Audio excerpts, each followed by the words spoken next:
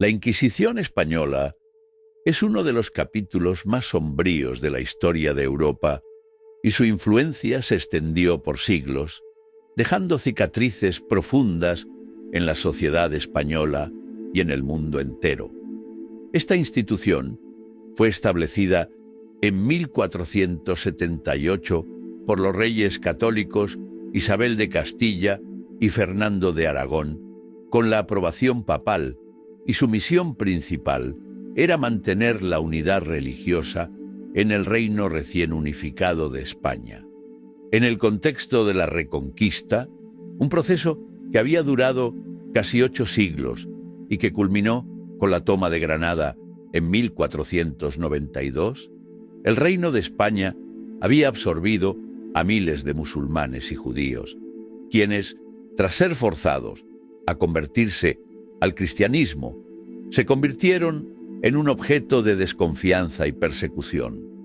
En este ambiente de tensiones religiosas, la Inquisición se erigió como un instrumento de control, destinado no solo a la persecución de la herejía, sino también a la consolidación del poder político de la corona, utilizando el aparato eclesiástico para sus propios fines. Aunque la Inquisición no fue una creación exclusivamente española, ya existían tribunales eclesiásticos dedicados a la erradicación de la herejía en Europa. El Tribunal Inquisitorial español se destacó por su independencia y por la amplitud de su poder. Al ser creada por los reyes católicos, la Inquisición española actuó bajo su control directo, lo que le otorgó una enorme autonomía. Fue un aparato encargado de hacer cumplir la ortodoxia religiosa bajo la supervisión de la Iglesia, pero también con una clara función política: fortalecer la unidad de los reinos a través de la persecución de quienes pudieran representar una amenaza, ya fuera religiosa o política. La importancia de la Iglesia católica en ese momento era inmensa, y los reyes católicos vieron en la Inquisición una herramienta para consolidar su propio poder, mientras se aseguraban de que los nuevos súbditos, especialmente los que venían de tradiciones religiosas distintas, no representaran una amenaza para la estructura social que deseaban implementar. La primera gran víctima de la Inquisición fue el judío converso, aquellas personas de ascendencia judía que se habían convertido al cristianismo en una aparente aceptación de la fe católica, pero que a menudo seguían practicando su religión en secreto. Estos conversos fueron vistos como los más peligrosos, pues la Inquisición temía que, aunque aparentemente católicos, seguían las costumbres judías o incluso las transmitían en secreto. A raíz de las numerosas denuncias de supuesta herejía que llegaban a la Inquisición, la persecución se volvió más sistemática. La Inquisición española, al igual que otras instituciones de la época, se basaba en una combinación de denuncias anónimas y testimonios forzados para investigar a los sospechosos. Sin embargo, la acusación de herejía no requería pruebas tangibles. La mera sospecha era suficiente para que alguien fuera arrestado y procesado. El proceso de interrogatorio era despiadado. Los acusados de herejía eran sometidos a torturas físicas para obtener confesiones. Las torturas eran variadas y brutales. El potro, un dispositivo de estiramiento, la garrucha, una polea que desgarraba los músculos y la jaula de hierro que encerraba a la víctima en una pequeña estructura que le impedía moverse. Estas técnicas de tortura no solo buscaban obtener confesiones de los acusados, sino también forzarlos a delatar a otras personas de su comunidad. Quienes eran hallados culpables de herejía o prácticas religiosas prohibidas enfrentaban penas severas, que iban desde la excomunión, la pena de trabajos forzados o el encarcelamiento, hasta la ejecución en los conocidos autos de fe, donde los acusados eran quemados vivos en la hoguera. Los autos de fe eran ceremonias públicas diseñadas no solo para castigar a los herejes, sino también para enviar un mensaje claro a la sociedad sobre el poder de la Iglesia y la monarquía y la necesidad de adherirse al dogma oficial. El proceso inquisitorial no solo apuntaba a los conversos o a los musulmanes forzados a convertirse al cristianismo, sino también a aquellos que no se ajustaban al marco de la ortodoxia católica.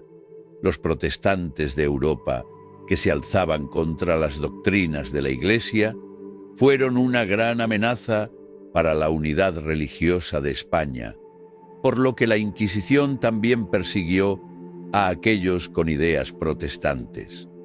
A lo largo del siglo XVI, las guerras religiosas en Europa agravaron aún más la paranoia sobre la influencia del protestantismo en los reinos católicos. No solo los conversos y los musulmanes fueron objetivo de persecución, sino también cualquier forma de pensamiento que se apartara de la corriente principal. Los humanistas y filósofos que cuestionaban el poder absoluto de la Iglesia o que promovían la ciencia fueron también perseguidos, pues su enfoque racionalista representaba una amenaza directa al dogma religioso. Además de la persecución religiosa, la Inquisición española estuvo también involucrada en la persecución de las brujas. Durante los siglos XVI y XVII, las acusaciones de brujería alcanzaron su punto máximo en Europa, y España no fue la excepción. Las mujeres, especialmente aquellas que vivían fuera de los estándares sociales o que se encontraban en posiciones marginales, eran fáciles presas de acusaciones de brujería. En un contexto donde la mujer estaba sistemáticamente subordinada a la figura masculina, cualquier muestra de independencia o desacuerdo con la autoridad religiosa era vista como un acto de rebeldía que justificaba la persecución. Las brujas eran acusadas de realizar pactos con el diablo y de causar enfermedades, muerte o mala suerte. Las torturas eran nuevamente utilizadas para arrancar confesiones de las víctimas, y las condenas variaban desde la excomunión hasta la muerte en la hoguera. Durante más de 3 siglos, la Inquisición española tuvo un impacto profundo en la sociedad. El miedo constante a ser denunciado por cualquiera, la censura de libros, el control de la educación y la represión del pensamiento libre crearon una atmósfera de conformismo, vigilancia y desconfianza. Las familias que veían a un miembro acusado de herejía vivían con la incertidumbre de que, si el acusado confesaba, toda la familia podía ser juzgada y sufrir las consecuencias. La exclusión social de aquellos que no compartían la fe oficial, junto con el rechazo a las ideas que desafiaban la doctrina religiosa, alimentó un ambiente de represión intelectual y cultural. Sin embargo, a medida que avanzaban los siglos, la Inquisición española comenzó a perder poder. A finales del siglo XVII y principios del XVIII, las ideas ilustradas y el pensamiento racionalista comenzaron a hacer mella en las estructuras medievales. Voltaire, Montesquieu y otros filósofos promovían la libertad de pensamiento y criticaban abiertamente el control de la Iglesia sobre la vida de las personas.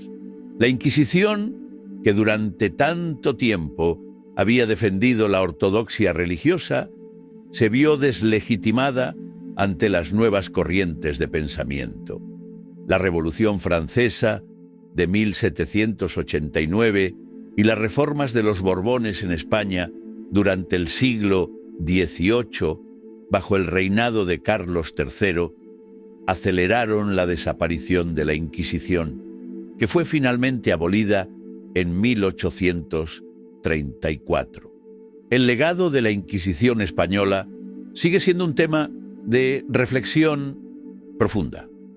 Su historia no solo es una advertencia sobre los peligros de la intolerancia religiosa, sino también sobre el abuso del poder. Los derechos humanos, la libertad de pensamiento y la tolerancia religiosa fueron principios que sufrieron bajo la tiranía de la Inquisición. Y la historia de esta institución nos recuerda la importancia de mantener un sistema de justicia que respete la dignidad y la libertad de todos los seres humanos. Aunque la Inquisición fue abolida, sus huellas perduran y su historia sirve como una lección vital en la lucha por la libertad y la justicia en las sociedades modernas.